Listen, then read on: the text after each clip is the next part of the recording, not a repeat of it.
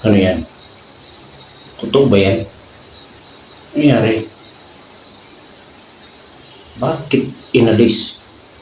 Hindi ko alam kung totoo yan. Nakita ko lang yan sa Facebook. Sa Stars. Post yan ng Stars of the Philippines. Inalis si Julius Babaw sa TV5 dahil sa interview. Wala naman. Wala akong makikitang masama doon sa pag-i-interview niya sa mag-asawang Diskaya. Kasi tinanong ko yung mga video, yung video na yun, nung in-interview niya yung Diskaya family, yung mag-asawa.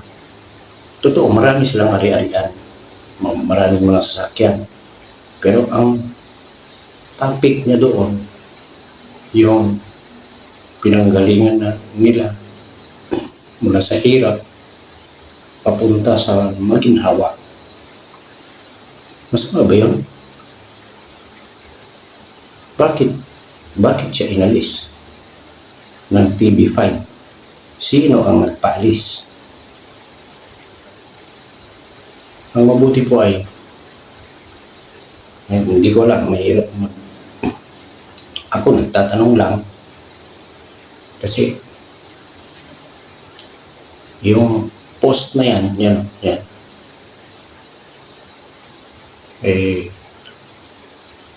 yung post na yan, ang pagkakaintindi ko, kaya siya inalis ng TV5 ay dahil sa issue sa Diskaya family sapagkat sila ay contractor sa DPWH. Ito, panoorin po ninyo. Malinaw po nilang binanggit. Nasa video nila yon. Way para gumanda ang buhay ninyo. Nag-DPWH kami. Pero hindi ko pinagagamit kung sayang na to. Gamitin. Oo, kasi mahal yung payo. Kayo na po ang bahalang mag-analyze doon. Kung ano ang analyze ninyo. Ano ang layunin ng mga ito? Bakit nila gustong hindi ko alam kung totoo yung nabasa ko na yan sa Facebook na inalis si Julius Babaw sa TV5. Ito ang gusto ko lang ipapansin po sa inyo, yung tungkol sa pag-alis, yung pagtangkal sa kanya, di umano, ayon sa ating nabasa. Hindi yung pinapanigan ko yung kung sino man sa kanila. Ang issue dito yung pagtanggal. Dahil ba doon sa video na ini-upload niya sa kanyang YouTube account sa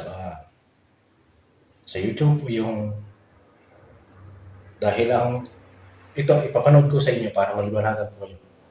Kasi ang ini-interview niya kung paano sila nag-umpisa, kung paano sila dumanas ng hirap yung Diskaya family bago nagkaroon ng mga maginhawang pamumuhay ngayon. Ito po, panoorin po natin. Bago sila napunta sa ganong kalagayan na talagang maginhawa na, marami na, nakakabili na ng kung ano-ano. Ito, wala po siyang ini-interview, wala po doon sa video ngayon, wala siyang binabanggit na parang kinukutya niya sila kung bakit nagkaroon sila ng gano'n. Walang gano'n. ang ipinapakita niya sa video ngayon ay paano nagsumikap. Hindi yung paano sila nagsumikap, paano nagkaroon ng mga ganong ari-arian, paano sila nagsimula. Ito, panoorin po natin yung doon mismo sa pag-i-interview niya sa mag-asawa na Diskaya. Nangungutang ako saan. Wala talaga kami. Sabi ko, sige kasi nagtatrabaho ako nun sa John Robert Powers as an English teacher. Punta ako Singgalong. Kinukuha ko yung pera. Umuulan talaga nung time yun, di ba, Undoy? Bahana sa Singgalong.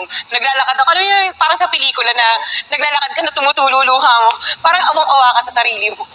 Oo. Kung paano ko ibasa sa uli yung inutang mo, yun ang pinakamahirap sa lahat eh. Kung paano mo gagawa ng paraan. So inaaway na kayo ng mga naniningil. Actually, nung nangutang kami may mga friends kami na yun yung malaking tulong na pinautang kami. Pero alam din nila kasi contractor din sila.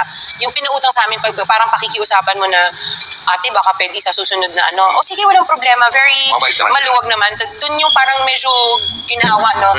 Pero yung, syempre yung sa bangko, yun yung wala kang magawang paraan. O yung kotse namin na binili, second hand na nga lang namin. Ayun,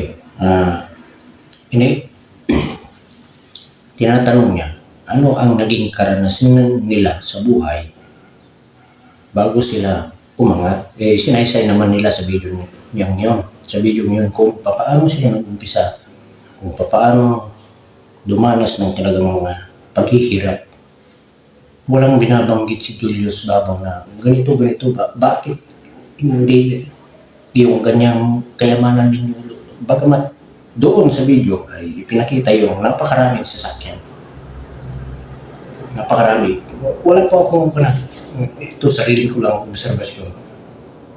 Sana nakukuha ninyo yung ibig kong sabihin na yung kasi sa pagkakaintindi ko doon sa post ng Star of the Philippines, inalis si Julius Babaw sa TV5 dahil sa problema sa issue ngayon sa flood control. Ganun ang pagkakaintindi ko sa post na iyon. Dahil di umano, in-interview niya yung Diskaya family. Conflict. Ang layo. Hindi ko maintindihan. Pero ito, ipapanood ko rin po sa inyo kung anong klaseng sasakyan, mga sasakyan meron sila. Isa ito sa napakagandang sasakyan na nabili ng Diskaya family. Panoorin po rin. Pero kayo na po ang bahala kung ano ang pagkakaintindi nyo, ano ang analyze ninyo doon sa nakapost sa Star of the Philippines sa Facebook. Nakita ko lang yun sa Facebook. Siya yung sa SUV ng Rolls Royce. So, ito yung dumating siya, naka-interior siya ng Hermes orange. Oo. So, yan yung kulay ng Hermes. Tapos may skylight siya sa taas. Parang may mga stars. Yes. Oh my God. Parang limo, no? Yes. Oo. Tapos ang doors niya pa ganyan. So, pa-open siya pa ganyan din. So kaya mo ito kinuha dahil Kasi ito, may payong, oh. Natutuwa ako sa payong. wala sa payo. Ayan. Pero hindi ko pinagagamit yung payong na to. Hindi gamitin. Oo, kasi mahal yung payong. Oo. Yan. So, Ganda ito yung payong niya. So ito yung isang payong yan. Yes, on both sides. So, yun yung feature ng Rolls na kaya ako siya nabili kasi tuwa ako sa payong siya. Tingnan natin kung gaano kaluwag. Ayun. Uy, maluwag nga. Laki ng leg room. Yes. Very comfortable sa loob. Tapos, meron pa siyang, ano to? Yung table niya. And may TV din siya. Yan. Yun yung ano nito, features nitong kulinan. Magkano naman yung ganyan? Yun. Pinakita ang ganda ng sasakyan. Maganda talagang nang tanungin ni Julius Babaw kung magkano yung gano'n. Tumawa lang kung tawagin niya ay Ate Sara Diskaya. Hindi sinabi kung magkano. Pero walang binanggit si Julius Babaw na kinurakot nila yun. Wala siyang tinanong, wala siyang binabanggit o anumang parinig. Wala. Kahit panoorin yung buo, yung video na yun doon sa account ni Julius Babaw, wala siyang parinig na masama. Na kuwan lang siya, nagtataka siya, wow, ang ganda na ng kalagayan ng buhay ninyo. Parang gano'n. Mula sa kahirapan, napunta sa maginhawa. Ganun. Kaya, ang tumatakbo sa isip ko ngayon, may connection ba ang Diskaya family sa mga nangangasiwa sa TV5? Kung ito, nagtatanong lang ako, sino ang nagpatanggal? Kasi sa pagkakala, Julius Babaw, kilala ko yan bilang mahusay na reporter noong Channel 2 pa yan. Binata pa siya noon na kung mag-report ay parang makata doon sa TV Patrol noon. Sa TV Patrol, nandun pa si Noli de Castro, si Mel Tiangco.